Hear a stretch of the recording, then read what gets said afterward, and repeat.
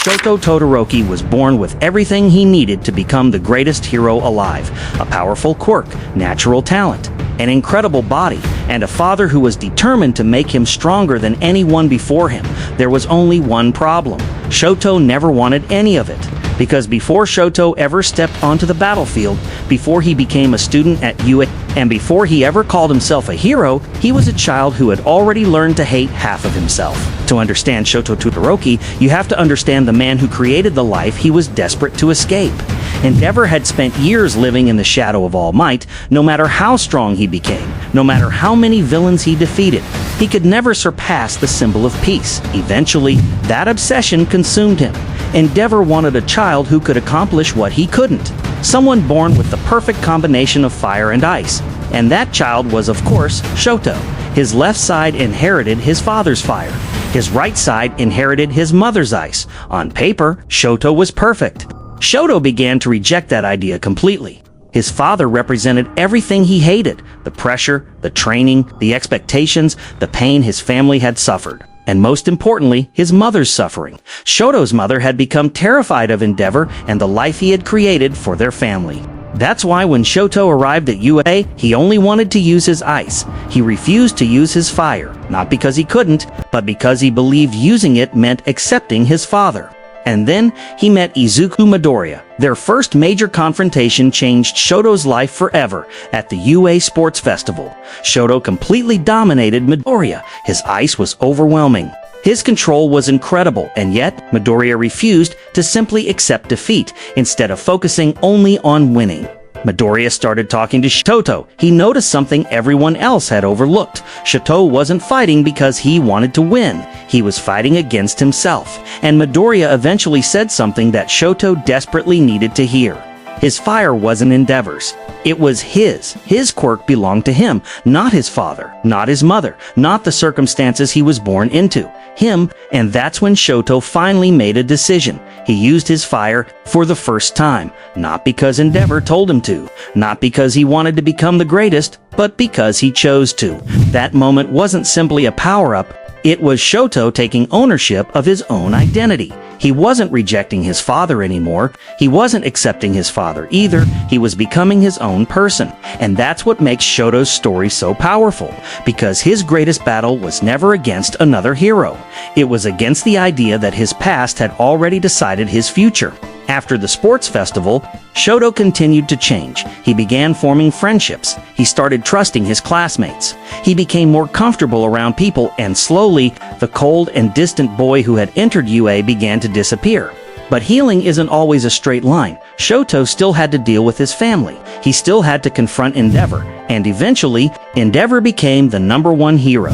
But becoming #1 didn't erase what he had done. Shoto didn't suddenly forgive him, and he didn't have to. Because forgiveness isn't something someone can demand. It has to be earned. And for the first time, Endeavor began to understand that.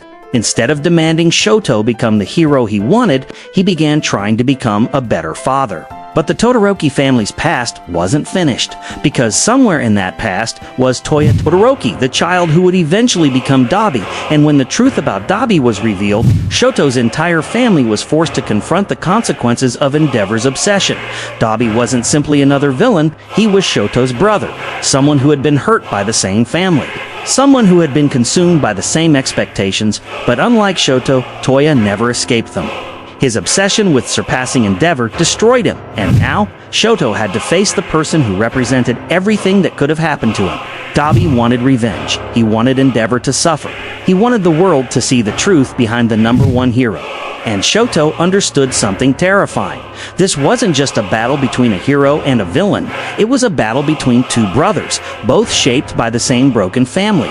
But Shoto had made a different choice. He chose to become his own person, and that difference became incredibly important.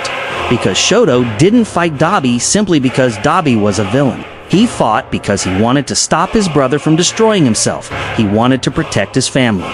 Even after everything that had happened, Shoto still cared, and that might be the greatest sign of his growth.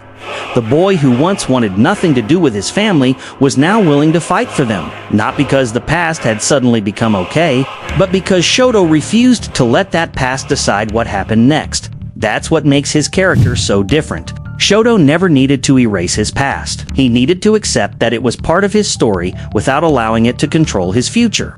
His ice didn't make him Endeavor's son. His fire didn't make him Endeavor's successor. His scar didn't define him. His family didn't define him. His trauma didn't define him. His past didn't define him. Shoto Todoroki finally became himself when he realized he was allowed to choose who he wanted to be, and that's the real meaning behind his quirk. For years, Shoto saw his fire and ice as two opposing sides. One belonged to his father, the other belonged to his mother. But eventually, he realized they were both his very thing. Endeavor created to surpass All Might became something completely different. It became Shoto's own power, his own identity, his own choice. And maybe that's the greatest irony of Shoto's story. Endeavor wanted to create the perfect hero. He wanted to create someone who could surpass All Might. He wanted a masterpiece. But he never realized that the greatest thing Shoto could become wasn't the hero his father imagined. It was the person Shoto himself chose to become. Because being a hero isn't just about having incredible power, it isn't about being the strongest, and it certainly isn't about living up to someone else's expectations. Sometimes, being a hero means breaking free from the identity someone else created for you. Sometimes it means looking at everything that happened to you and deciding that it doesn't have to determine who you become. Shoto Todoroki was born as Endeavor's masterpiece, but he didn't stay that way. He became a brother, a friend, a student, a hero, and most importantly, he became himself. Because in the end, Shoto didn't need to become the greatest hero his father could imagine. He only needed to become the hero he chose to be. And that's what makes Shoto Todoroki one of the most tragic and ultimately one of the most inspiring characters in My Hero Academia. But Shoto's story isn't the only story about a boy trying to become a hero. Because next, we have to talk about the boy who was born without a quirk, yet somehow inherited the greatest power in the world, Izuku